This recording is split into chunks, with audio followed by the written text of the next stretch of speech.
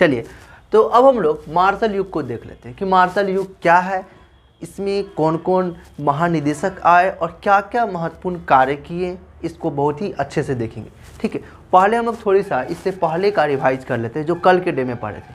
कल के डे में हम लोगों ने पुरातात्विक स्रोत को शुरू किए थे।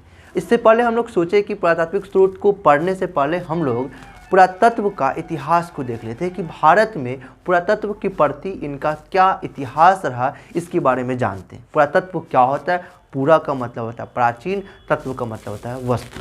प्राचीन वस्तुओं की मदद से प्राचीन समय के बारे में जानकारी प्राप्त करना पुरातत्व विज्ञान कहलाता है या पुरातत्विक कहलाता है या पुरातत्व कहलाता है, सिंपली।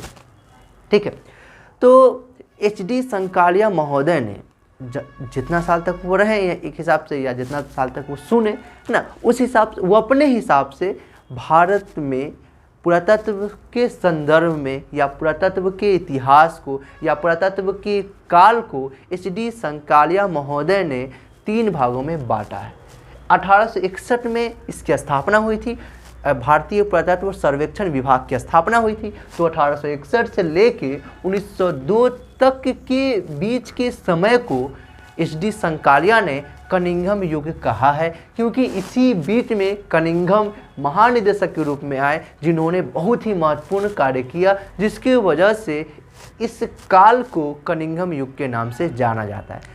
उन्होंने क्या क्या, कनिंघम ने क्या क्या महत्वपूर्ण कार्य किए हैं? तो नालंदा विश्वविद्यालय, सांची का स्तूप, उसके बाद राजगृह जो हो गया, ऐसे भीटा, ऐसे बहुत सारे महत्वपूर्ण बौद्ध संबंधी स्थलों की इन्होंने अलेक्जेंडर कनिंघम ने अपने कार्यकाल के दौरान बहुत महत्वपूर्ण उत्खनन किए थे, खोज किए थे, जिसको हम लोग पिछले वीडियो में अच्छे से देख चुके हैं। फिर इसके बाद 1902 से लेके 1944 तक की बीच के काल में बहुत ही महत्वपूर्ण भूमिका निभाए थे मार्शल, सर जॉन मार्शल ने, जिस वजह से इनके नाम से इस पूरे काल को जाना जाता है मार्शल युग, क्योंकि इन्होंने बहुत ही महत्वपूर्ण कार्य किया बहुत ही महत्वपूर्ण कार्य किया है। क्या क्या किए हैं आज का ये टॉपिक है, हम लोग बहुत ही है ना डिटेल में बहुत ही बढ़िया से देखेंगे। फिर इसके बाद 1944 से लेकर 1960 के बीच में बहुत सारे महानिदेशक आए, जिसमें सबसे महत्वपूर्ण रहे हैं मार्टिमर व्हीलर, जिसकी वजह से 1844 से लेकर 1960 के बीच के काल को व्हीलर युग के नाम से जाना जाता है, जो हम लोग नेक्स्ट डे देखेंगे। आज हम लोग का मेन जो पढ़ना है मार्शल युग को, मतलब 1902 से लेकर 1944 के बीच के काल को। ठीक है, पहले हम लोग इतना सारा जो आपको दिख रहा है यहाँ तक लौट करने से पहले ये जो हो गया, ये कनिंघम युग के दरमियान सारी ये बातें हैं। ठीक है, देखिए अलेक्जेंडर कनिंघम जो थे 1861 में भारत में पुरातत्व विभाग की स्थापना की थी। पुरातत्व सर्वेक्षण, भारतीय पुरातत्व सर्वेक्षण विभाग की स्थापना की थी। वो शुरू में अस्थायी रूप से तो नहीं हो पाया था, लेकिन 1872 या 77 में वो अस्थायी रूप से हो गया था, जिसके वो महानिदेशक के रूप में रहे। लगभग 1885-86 तक वो रहे थे। ठीक है, चलिए, पर 1886 में वो क्या हो गया कि उनका कहा जा सकता है कि उनका रिटायरमेंट हो गया, कहा जा सकता है ना, सेवानिवृत्त हो गए। जिसके बाद दूसरे महानिदेशक के रूप में हम लोग के सामने आए जेम्स बर्गेस, जो दूसरे महानिदेशक थे। महानिदेशक क्या होता है? तो सर्वेक्षण होगा, जगह जगह पे उत्खनन करवाया जाएगा ना, पुराना जो स्थल है उसका खोज किया जाएगा, तो कोई ना कोई इसको पूरा को संचालित तो करेगा ना, देख रेख तो करेगा ना, वही महानिदेशक होते हैं। कौन होते हैं? महानिदेशक होते हैं। ठीक है, तो महानिदेशक, दूसरे महानिदेशक के रूप में कौन हम लोग के सामने आए? जेम्स बर्गेस आए। ठीक है, जो 1886 से लेके 1889 तक के बीच में ये रहे थे। ठीक है, जेम्स बर्गेस जो कहाँ के थे? स्कॉटलैंड के निवासी थे। 14 अगस्त 1832 में इनका जन्म हुआ और 3 अक्टूबर 1916 में मृत्यु हो गई।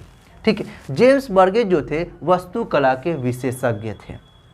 जेम्स बर्गेस को 1881 ईस्वी में एडिनबर्ग विश्वविद्यालय ने मानद डॉक्टर ऑफ लेटर्स से सम्मानित किया था। एक उपाधि है मानद डॉक्टर ऑफ लेटर्स से, इनको एडिनबर्ग विश्वविद्यालय ने 1881 में है ना सम्मानित किया था। एडिनबर्ग विश्वविद्यालय स्कॉटलैंड में एक सार्वजनिक शोध विश्वविद्यालय है, मतलब सरकारी रिसर्च करने वाला एक विश्वविद्यालय है। तो उन्हीं के द्वारा 1881 में मानद डॉक्टर ऑफ लेटर्स से जेम्स बर्गेस को सम्मानित किया गया। फिर इसके बाद जेम्स बर्गेस ने भारत में एक वार्षिक पत्रिका द इंडियन एंटिक्वेरी और एपिग्राफिया इंडिया की स्थापना की। ये दो पत्रिका जिन्होंने ये जो दो पत्रिका है जिसकी स्थापना जेम्स बर्गेस महोदय ने किए हैं, ठीक है, अपने काल के दौरान 1888 में किए हैं, ठीक है। चलिए, अब ये एपिग्राफिया इंडिया जो कह सकते पत्रिका जो है वो एपिग्राफिक से संबंधित है। एपिग्राफिक क्या होता है, तो पत्थर पे या धातु पे कोई भी ठोस चीज़ पे खोद के कुछ भी लिख देना, वो क्या कहलाता है, अभिलेख कहलाता है। और अभिलेख को इंग्लिश में बोला जाता है एपिग्राफी, ठीक है। तो एपिग्राफी से संबंधित एक मैगजीन था या पत्रिका था जिसकी स्थापना जेम्स बर्गेस ने किए थे, ठीक है। चलिए, फिर इसके बाद देखा जाए तो 1889 से इसके कार्यकाल, जेम्स बर्गेस के कार्यकाल के बाद 1889 में धन की कमी के कारण महानिदेशक का पद अस्थायी रूप से बंद कर दिया गया और 1902 तक बहाल नहीं किया गया। और 1888 से लेके मतलब 1888 से, है ना, 1898 तक की अवधि को बक संकट कहा जाता है। क्यों कहा जाता है, क्योंकि बक नाम का एक व्यक्ति है ना, जिन्होंने क्या किया कि इन सब पे रोक लगाया, क्योंकि इनका मानना था कि जगह जगह पे सर्वेक्षण करना, खुदाई करना, इससे बहुत ज़्यादा सरकारी खजाने का खर्च हो रहा है ना। इन्होंने कहा कि जो बहुत सारे जो कर्मचारी है, खुदाई होगा तो कर्मचारी चाहिए ना, वर्कर चाहिए ना, वर्कर को पैसा देना पड़ रहा है, जो महानिदेशक के पद पे उनको पैसा देना पड़ रहा है ना, जिससे वैसे सरकारी खजाना में बहुत ज़्यादा पैसे की लागत, मतलब बहुत पैसे खर्च हो रही है ना। तो जिन्होंने ये कहा कि इन्हीं ने, है ना, और भी लोगों ने ये महानिदेशक के पद को या भारतीय पुरातत्व सर्वेक्षण विभाग को अस्थायी रूप से इन्होंने ही बंद करवा दिया था, ठीक है। तो यही 1898 से लेके 88 से लेके 1898 तक के बीच के काल को बक संकट कहा जाता है, क्योंकि इन्हीं के वजह से भारत में जो भारतीय कर्मचारी कहा जा सकता है, जो लोग थे जिनको जो मजदूर के रूप में या ऐसे ही काम करते थे ना, उनको पैसा मिलता था ना, जो वो क्या हुआ, मिलना बंद हो गया, क्योंकि इन्होंने क्या किया, बंद करवा दिए थे। चलिए, अब 1902 ईस्वी में लॉर्ड कर्जन, अब यहाँ तक हम जो पढ़े थे, कहाँ तक, 1902 तक देखा जाए, है ना, 1810 साल तक, तो ये 1888 से लेके 1898 तक 10 साल के समय को बक संकट कहा जाता है, 98 तक।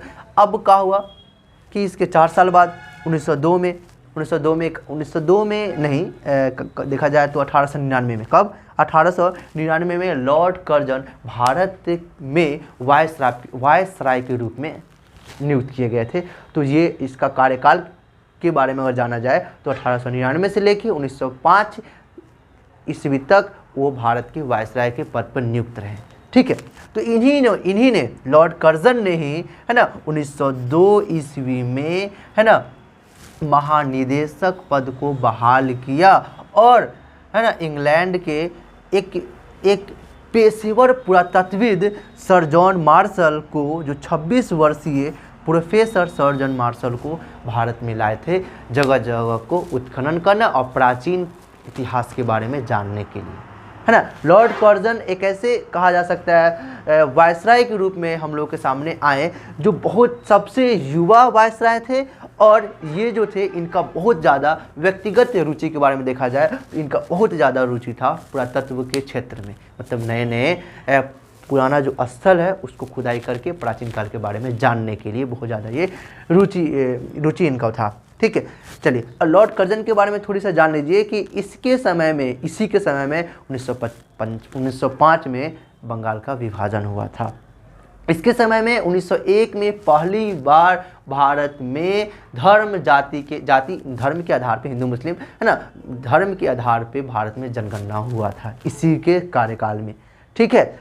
इसने 1904 में भारतीय संरक्षण स्मारक अधिनियम लाए थे। भारतीय संरक्षण स्मारक अधिनियम लाए थे। ठीक है, इसने 1904 में भारतीय संरक्षण स्मारक अधिनियम लाए थे। ठीक है, यह कहा जा सकता है 1904 में स्मारक नहीं, ठीक है, लॉर्ड कर्जन जो थे इन्होंने स्मारक मॉन्यूमेंट है ना उसके संरक्षण के लिए एक अधिनियम पारित किए थे या लाए थे। इस लॉर्ड कर्जन को आधुनिक भारत का औरंगजेब कहा जाता है। इस काल में पुरातत्विक सुधारों का श्रेय, इस काल में 1900 देखा जाए तो ये बक संकट के बाद है ना पुरातत्विक क्षेत्र में है ना जो इतना ज़्यादा कहा जा सकता विकास हुआ है ना, महानिदेशक के पद को बहाल किया गया, मतलब का चालू किया गया, सिंपल सा कह सकते हैं। तो किनके वजह से किनको श्रेय दिया जाएगा, तो लॉर्ड कर्जन को श्रेय दिया जाएगा, क्योंकि इनका है ना व्यक्तिगत रुचि इसमें बहुत ज़्यादा था। चलिए, तो लॉर्ड कर्जन के बारे में भी थोड़ी सा जान लिए कि लॉर्ड कर्जन जो थे भारत में 1899 से लेकर 1905 तक वायसराय के पद पर रहे थे। इन्हें भारत का सबसे युवा, मतलब ये जो थे लॉर्ड कर्जन भारत का सबसे युवा वायसराय थे। इसके समय में 1905 में बंगाल विभाजन हुआ। इसके समय 1901 में पहली बार भारत में जाति के आधार पर जनगणना की गई थी। इसने 1904 में भारतीय संरक्षण स्मारक अधिनियम लाए। इसे आधुनिक भारत का औरंगजेब कहा जाता है। इसके काल में पुरातात्विक सुधार, ये सब पुरातात्विक जो सुधार हुआ है, इस मतलब देखा जाए तो 1898 के बाद है ना उसका पूरा रूप से श्रेय कर दिया जाता है तो लॉर्ड कर्जन को दिया जाता है।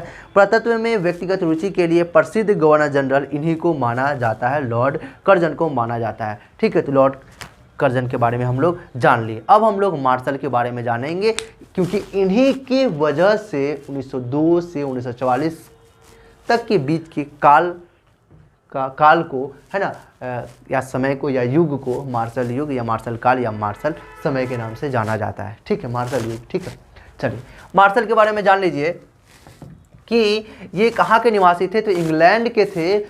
इनका जन्म 19 मार्च 1876 में हुआ और मृत्यु 17 अगस्त 1958 में हुई थी। एक्स्ट्रा बात है, एग्जाम में एक नहीं आएगा है ना, मेरे ख्याल से तो नहीं आएगा। चलिए, अब इनकी पहचान किस चीज़ से की जाती है, तो ये यूनानी पुरातत्व के विशेषज्ञ थे, एकदम पेशेवर पुरातत्विक थे या पुरातत्वविद थे। ठीक है, आर्कियोलॉजिस्ट थे।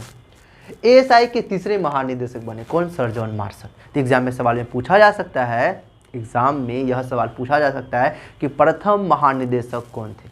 भारतीय पुरातत्व सर्वेक्षण विभाग के प्रथम महानिदेशक कौन थे, तो अलेक्जेंडर कनिंघम। भारतीय पुरातत्व विभाग के दूसरे महानिदेशक कौन बने या कौन थे, तो जेम्स बर्गेस।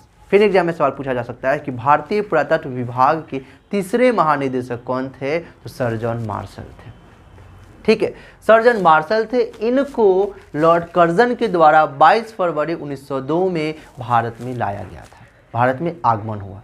तो एग्जाम में सवाल पूछा जा सकता है, हो सके तो मार्शल का भारत में आगमन कब हुआ, तो 22 फरवरी 1902 में। किसने भारत में आगमन किया या किसने भारत में बुलाया, तो लॉर्ड कर्जन के द्वारा बुलाया गया, क्योंकि ये जो थे एक पेशेवर पुरातत्विक थे, क्योंकि पुरातत्वविद थे, क्योंकि भारत में इसकी बहुत सख्त ज़रूरत थी, क्योंकि भारत में अब अस्थायी रूप से बंद कर दिया गया था। तो बहाल करने के लिए कोई आम कहा जा सकता है पेशेवर तो चाहिए ना, है ना, कोई जो अच्छे से एकदम गहरा, अच्छे से बढ़िया से है ना नए पुराने स्थलों की खुदाई करे और उसके बारे में जानकारी दे।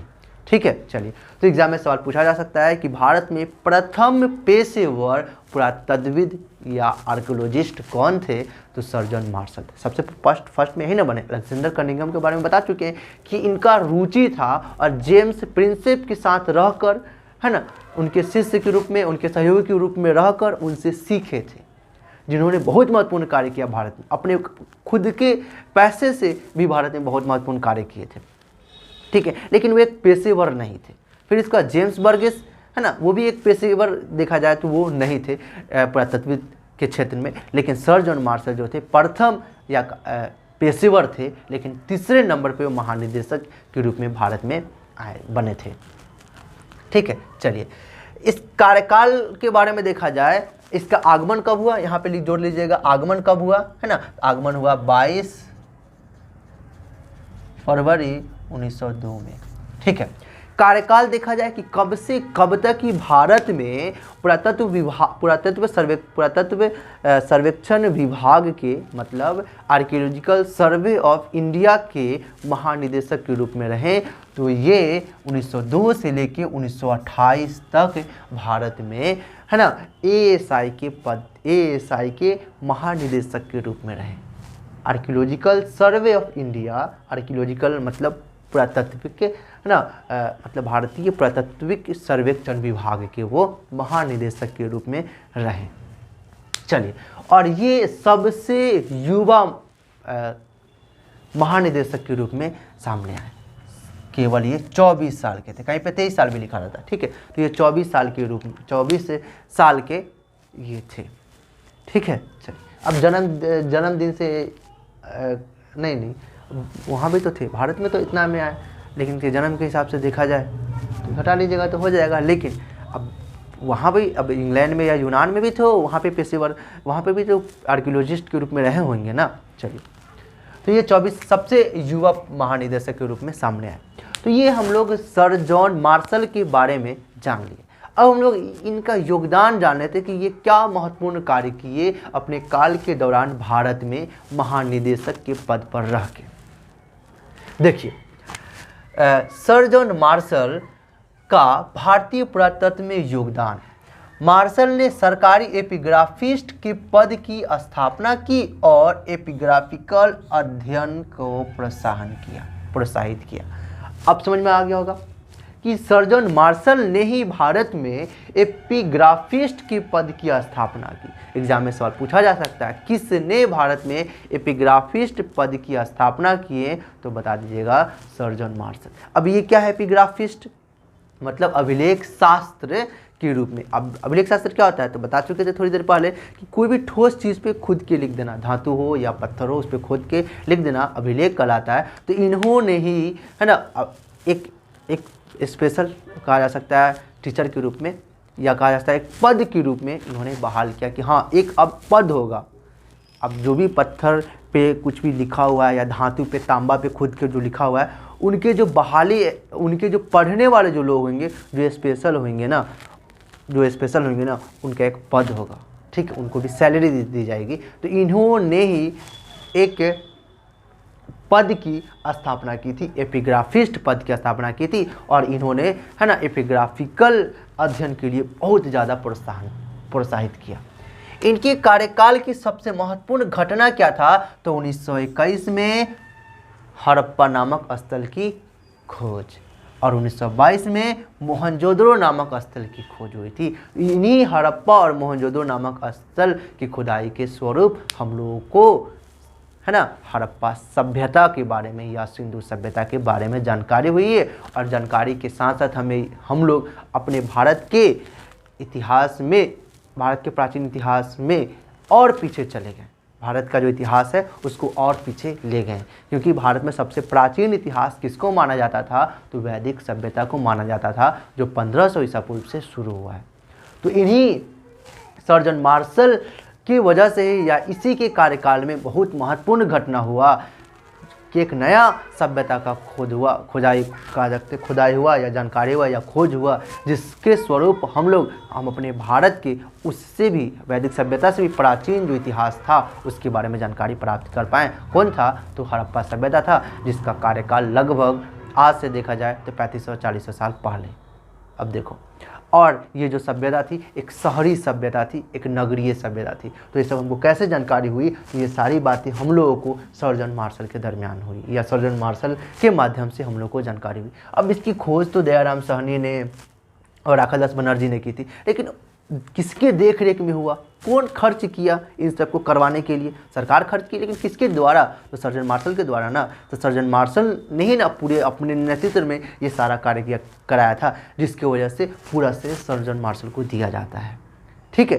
तो देखिए, तो सर जॉन मार्शल के बारे में समझ में आ गया होगा कि सर जॉन मार्शल ने ही हमारे भारत के इतिहास को और पीछे ले गए, मतलब हमको और पीछे के बारे में जानकारी दी है कि हमारा जो भारत का जो इतिहास है वो वैदिक सभ्यता सबसे प्राचीन नहीं है, इससे भी प्राचीन जो है हड़प्पा सभ्यता है, और इसका काल आज से अगर देखा जाए तो 3500-4000 साल पहले है। और अगर देखा जाए कब था, है ना, तो लगभग 2500 BC में, ईसा पूर्व में काल इसका था।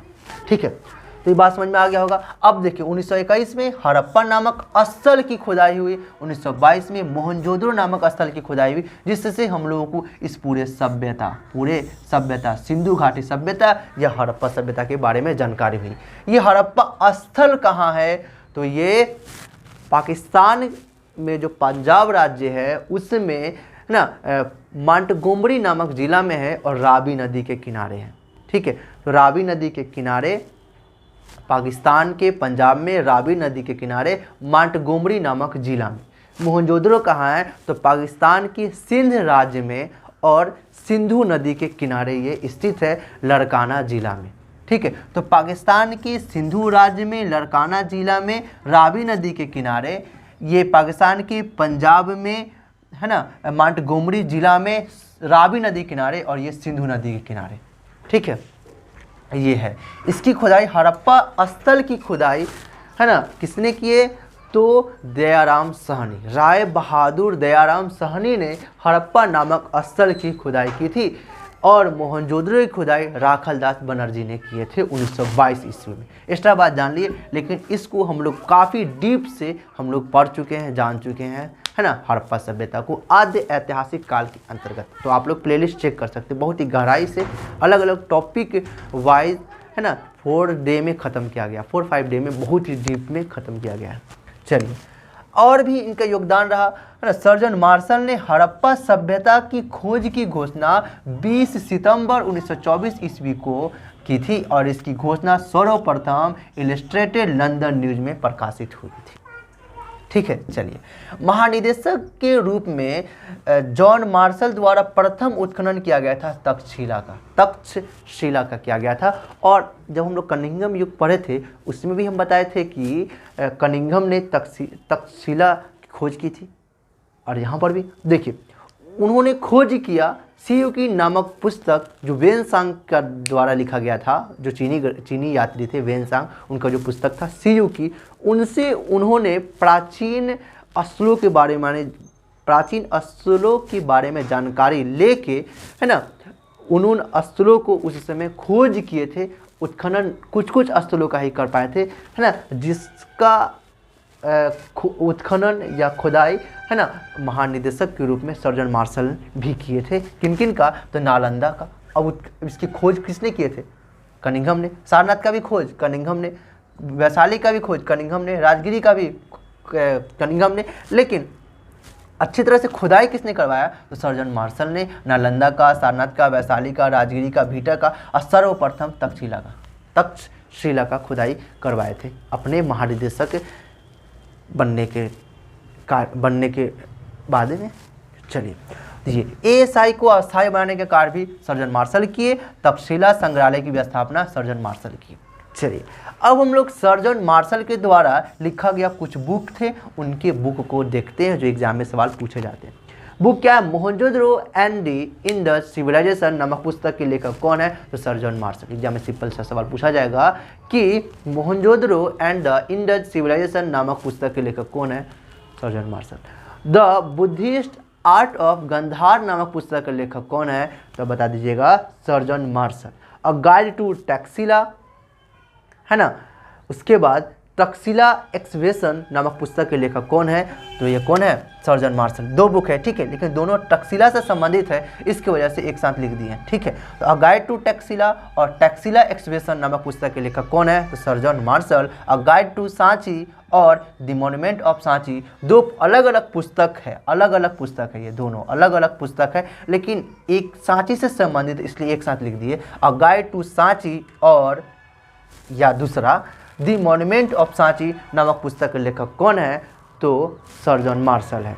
अब ठीक है, चलिए, तो यहाँ से एग्जाम में सवाल पूछा जाएगा कि दी मॉन्यूमेंट ऑफ सांची नामक पुस्तक के लेखक कौन है, तो आप बता दीजिएगा कि सर्जन मार्शल है। चलिए, अब हम लोग इतना अपना कार्यकाल के दौरान इतना बहुत ही महत्वपूर्ण कार्य किए थे, जिसके वजह से अब ये तो अपने पद पर 28 तक रहे, लेकिन इसके बाद 44 तक महानिदेशक के रूप में बहुत सारे लोग आए। लेकिन वे लोग बहुत महत्वपूर्ण कार्य नहीं कर पाए थे, जिसके वजह से उनके नामों के वजह से है ना काल को नहीं जाना जाता है, क्योंकि इस काल में इतना तक में बहुत ही महत्वपूर्ण कार्य सर्जन मार्शल किए थे, जिसकी वजह से इनके पूरे काल को मार्शल युग बुलाया था। और इसके जस्ट 1944 के बाद व्हीलर ने बहुत ही महत्वपूर्ण कार्य किया था, जिसकी वजह से 1944 के बाद 1960 तक के काल को व्हीलर युग बोला जाता है ना, क्योंकि एच.डी. संकालिया ने 1861 से लेके 1960 इन 100 साल के इतिहासों को 3 भागों में बांटा था: कनिंघम युग, मार्शल युग, व्हीलर युग। ठीक है, कनिंघम युग 1861 से 1902 तक थे 86 तक या 85 तक थे, लेकिन उसके बाद भी शासक थे, लेकिन महत्वपूर्ण कार्य इनका था, जिसकी वजह से कनिंघम युग के नाम से जाना जाता है। मार्शल युग थे 28 तक, लेकिन 44 तक में महत्वपूर्ण यही थे, जिसकी वजह से इनके नाम से जाना जाता है।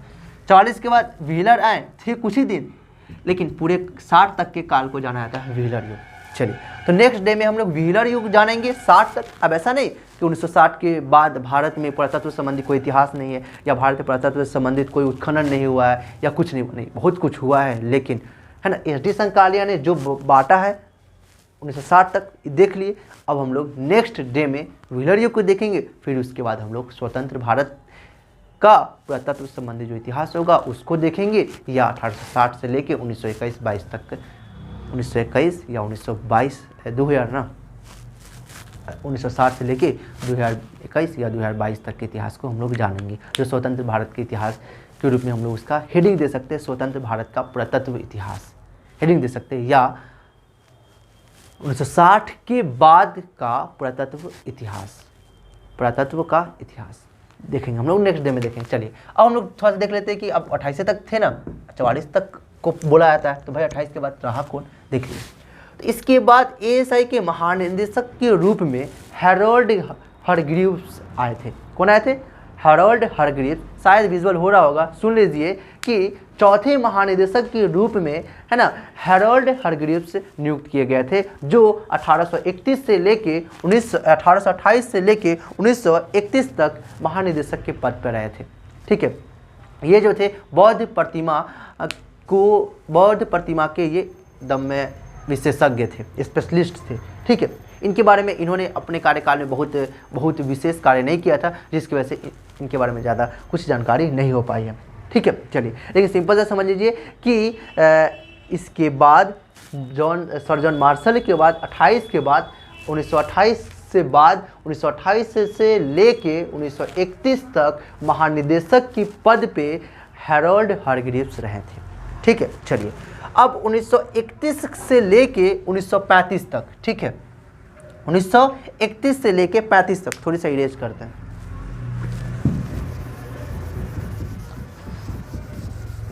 इसको आप नोट कर लिए भैया, क्योंकि बहुत खास है ये एग्ज़ाम के लिए, एग्ज़ाम के पॉइंट ऑफ व्यू से बहुत ज़्यादा ये खास है। और अभी हम लोग क्या पढ़ रहे हैं? पुरातत्व का इतिहास पढ़ रहे हैं, अभिलेख के बारे में, सिक्का के बारे में, इस सब के बारे में हम लोग एकदम बहुत ही गहराई से देखेंगे, लेकिन एक क्रम में, सीक्वेंस में, जो याद रहे मस्त है, क्योंकि इतिहास को सारे लोग भूल जाते हैं, पढ़ते हैं बहुत लेकिन भूल जाते हैं, लेकिन एक सीक्वेंस में रहता है तो नहीं भूलते हैं। हाँ, तो क्या था, 28 से लेके 1928 से लेके 1931 तक हैरोल्ड हरग्रीव्स रहे, और 1931 से लेके 1935 तक दयाराम साहनी रहे। कौन रहे? दयाराम साहनी, जिनका पूरा नाम राय बहादुर दयाराम साहनी है। इनको, दयाराम साहनी को, राय बहादुर का उपाधि पाकिस्तान के पास एक रावलपिंडी नामक स्थल है, वहाँ के जो राज्यपाल थे उन्होंने ही इनको राय बहादुर की उपाधि दी थी। और इसके बाद आगे हम लोग देखेंगे तब बताएंगे हम, है ना। फिर सिंपल से समझ लीजिए कि 1931 से लेकर 1935 तक भारत के महानिदेशक जो भारतीय थे, एग्जाम में सवाल पूछा जा सकता है कि प्रथम भारतीय पुरातत्व सर्वेक्षण विभाग के महानिदेशक कौन बने, तो बता दीजिएगा कौन? दयाराम साहनी, जिनका पूरा नाम राय बहादुर दयाराम साहनी है। राय बहादुर दयाराम साहनी है। ठीक है, चलिए बात समझ में आ गया होगा कि ASI के पद पर महानिदेशक के रूप में प्रथम भारतीय महानिदेशक दयाराम साहनी थे, है ना, जो 1931 से लेके 1935 तक भारत में महानिदेशक के पद पर रहे थे। इनको दयाराम साहनी को, है ना, 1935 में companion of the order of the Indian empire की भी उपाधि से सम्मानित किया गया है और इनको राय बहादुर की उपाधि से भी सम्मानित किया गया था पंजाब के रावलपिंडी के राज्यपाल के द्वारा। चलिए अब थोड़ा सा जान लीजिए, एक्स्ट्रा बात जान लीजिए कि राय बहादुर दयाराम साहनी का जन्म कब हुआ था। तो 16 दिसंबर 1789 में हुआ था, भेड़ा गांव में हुआ था, जो पंजाब के सरगोड़ा जिला में पड़ता है, पंजाब पाकिस्तान वाले पंजाब में, ठीक। उस वक्त तो भारत में था, लेकिन अभी देखा जाए तो पाकिस्तान में जो पंजाब राज्य है उसमें सरगोधा नामक जिला है, उसी में एक गाँव है, भेड़ा गाँव है, जिसमें दयाराम साहनी का जन्म हुआ था और मृत्यु 17 मार्च 1939 में जयपुर में हुआ था। राजस्थान जयपुर में हुआ था, ठीक है। चलिए, राजस्थान की राजधानी जो जयपुर है ना, तो जयपुर में ही इनकी मृत्यु हुई थी। चलिए, तो ये हम लोग जाने। अब इन्होंने बहुत महत्वपूर्ण कार्य नहीं किया, है ना, लेकिन अब ये बने महानिदेशक ना, तो एग्जाम में सवाल पूछा जाएगा कि प्रथम भारतीय महानिदेशक कौन बने, तो बता दीजिएगा दयाराम साहनी। और दयाराम साहनी ने पर महत्वपूर्ण कार्य क्या किया, इन्हीं ने तो हड़प्पा नामक स्थल की खुदाई की या खोज करता है। तो एग्जाम में सवाल पूछा जा सकता है कि हड़प्पा नामक स्थल के खोजकर्ता कौन है, तो दयाराम साहनी, जिनका पूरा नाम राय बहादुर दयाराम साहनी है। राय बहादुर को उपाधि किसने दिया, तो पंजाब में जो रावलपिंडी है वहाँ के राज्यपाल जो थे उन्हीं ने इनको राय बहादुर का उपाधि दिया। ये महत्वपूर्ण बात जान लिए। ये भी जान लिए कि दयाराम साहनी ने क्या महत्वपूर्ण कार्य किए हैं, तो हड़प्पा नामक स्थल की खुदाई की है। चलिए, अब इसके बाद 1935 हो गया ना, अब 1935 से लेके 1937 तक सुन लीजिए, शायद विजुअल नहीं हो रहा होगा। 1935 से लेके एकदम बहुत खास है ये सब, ठीक है। 1935 से लेके 1937 तक भारत में भारतीय पुरातत्व सर्वेक्षण विभाग के महानिदेशक के रूप में JF ब्लैकिस्टन थे। कौन थे, JF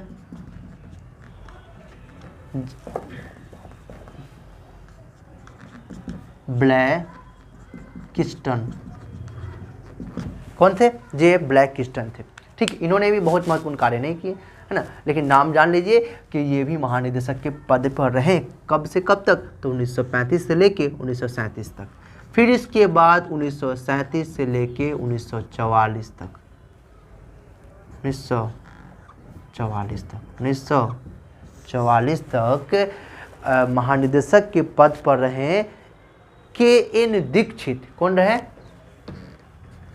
KN Dixit. KN Dixit को भी राय बहादुर का उपाधि दिया गया था, जिस वजह से इनका पूरा नाम राय बहादुर KN दीक्षित है, ठीक है। चलिए, तो उम्मीद करते हैं सारा अच्छा लगा होगा, है ना। तो आप एग्जाम में सवाल पूछेगा, यहाँ से बहुत सारे सवाल यहाँ से एग्ज़ाम में बनाए जा सकते हैं, है ना। इसको आप अच्छे से नोट कर लीजिएगा और तैयारी कर लीजिएगा, ठीक है। चलिए, तो नेक्स्ट डे हम लोग व्हीलर युग को देखेंगे। फिर इसके बाद हम लोग 1860 से लेके 2021 या 22 में, जो भी 22 तो अभी जस्ट शुरू हुआ है ना, इसमें तो मेरे ख्याल से अभी तक कुछ कार्य नहीं हुआ होगा उत्खनन से या खोज या सर्वेक्षण के प्रति। अगर हुआ होगा तो हम लोग जानेंगे, ठीक है। तो सिंपल से लिख देते हैं 1921 से 22 तक। तो 1960 से लेकर 1921 से 22 तक के बीच के जो इतिहास होगा पुरातत्व के संदर्भ में, इसको हम लोग देखेंगे परसों, ठीक है। हाँ, मार्टिमर व्हीलर युग के बाद, ठीक है। फिर इसके बाद मार्टिमर व्हीलर के पढ़ने के बाद स्वतंत्र भारत का भी 1860 के पढ़ने के बाद 2 डेज के बाद हम लोग अभिलेख के बारे में पढ़ेंगे। किसके बारे में पढ़ेंगे, अभिलेख। एकदम गहराई से पढ़ेंगे, डिटेल में पढ़ेंगे कि दुनिया में, मतलब बहुत ही डिटेल से पढ़ेंगे। अभिलेख के बाद हम लोग सिक्कों को देखेंगे। ये 2 टॉपिक रहेगा हम लोग को, ठीक है। चलिए, इन दोनों को पढ़ने के बाद हम लोग विदेशी यात्रा के विवरण को बहुत ही डिटेल में देखेंगे। देखिए, अभी हम लोग क्या क्या पढ़ लिए हैं, अभी ये सब जो हम लोग पढ़ रहे हैं ना, भारत के इतिहास को 3 भागों में बांटा गया है। कौन कौन? सबसे पहले प्रागैतिहासिक काल, आद्य ऐतिहासिक काल, फिर उसके बाद क्या हो गया ऐतिहासिक काल। तो हम लोग सबसे पहले क्या पढ़ लिए? प्रागैतिहासिक काल के बारे में पढ़ लिए। चलिए, तो ऐसे तो पूरा कंप्लीट हो ही गया था, है ना, पूरा तो बता ही दिए थे, कॉल आ गया था ना। चलिए, ऐसे तो पूरा हम लोग कंप्लीट कर ही लिए थे, लेकिन जान लीजिए कि थॉमसन महोदय ने भारत के इतिहास को 3 भागों में बांटा है। सबसे पहले प्रागैतिहासिक काल, फिर उसके बाद आद्य ऐतिहासिक काल, फिर उसके बाद ऐतिहासिक काल। ठीक है, pre historic era, proto historic era, historic era. ठीक है, तो हम लोगों ने प्रागैतिहासिक काल के अंतर्गत हम लोगों ने पाषाण काल को, स्टोन एज को बहुत बढ़िया से पढ़ ली, क्योंकि है ना, प्रागैतिहासिक काल के अंतर्गत स्टोन एज को पढ़ाया था, मतलब पाषाण काल को पढ़ाया था। हम लोग काफ़ी अच्छा से पढ़ लिए, एकदम गहराई से पढ़ लिए, प्लेलिस्ट आप चेक कर सकते हैं। फिर इसके बाद क्या था? आद्य ऐतिहासिक काल, है ना, प्रोटो हिस्टोरिक एरा, जिसके अंतर्गत हड़प्पा सभ्यता, कांस्य युगीन, इंडस सिविलाइजेशन, हड़प्पन सिविलाइजेशन, है ना, या परस्पर धातु युगीन सभ्यता, मेहलुआ की सभ्यता, सिंधु घाटी की सभ्यता, इन सारे नामों से जाना जाता है। नॉर्मली सिंपल सा समझ लीजिए कि आद्य ऐतिहासिक काल के अंतर्गत हड़प्पा सभ्यता को पढ़ा जाता है, जो हम लोग काफ़ी डीपली में पढ़े थे। फिर इसके बाद ऐतिहासिक काल को शुरू किए थे। तो ऐतिहासिक काल को शुरू करने से पहले हम लोग जाने थे कि ऐतिहासिक काल क्या है? वैदिक सभ्यता से लेकर अभी तक का काल है, एक बहुत लंबा कहा जा सकता है पीरियड है, और इसमें परिवर्तन देखा गया, जिस वजह से इनके काल को ऐतिहासिक काल को 3 भागों में बांटा गया है। प्राचीन ऐतिहासिक काल, और मध्य ऐतिहासिक काल, और आधुनिक ऐतिहासिक काल। सिंपल से कह सकते हैं भारत के इतिहास को 3 भागों में बांटा गया है, प्राचीन काल, मध्यकाल, आधुनिक काल। तो प्राचीन काल को शुरू किए थे। तो प्राचीन काल को शुरू करने के से पहले हम लोग यह जाने थे कि प्राचीन काल के बारे में हमको जानकारी कहाँ से हुआ, किन किन स्रोतों की मदद से हुआ है। तो 3 स्रोतों की मदद से हुआ था। पुरातात्विक स्रोत, उसका साहित्यिक स्रोत, फिर उसका विदेश यात्रा के विवरण। तो पुरातात्विक स्रोत के अंतर्गत हम लोग ये पढ़ रहे हैं। साहित्यिक स्रोत कंप्लीट है, आप प्लेलिस्ट चेक कर सकते हैं। पुरातात्विक स्रोत के अंतर्गत ये सब है। इसको कंप्लीट करने के बाद हम लोग विदेश यात्रा के विवरण पढ़ेंगे। फिर इसके बाद हम लोग एकदम गहराई से वैदिक सभ्यता से शुरू करेंगे। ठीक है, चलिए, तो उम्मीद करते हैं सारा अच्छा लगा होगा। हमसे इसी तरह दम डीप में पढ़ने के लिए हमारे चैनल को सब्सक्राइब करके हमसे जुड़ सकते हैं। Thank you so much for watching this video, and subscribe भी कर दीजिएगा।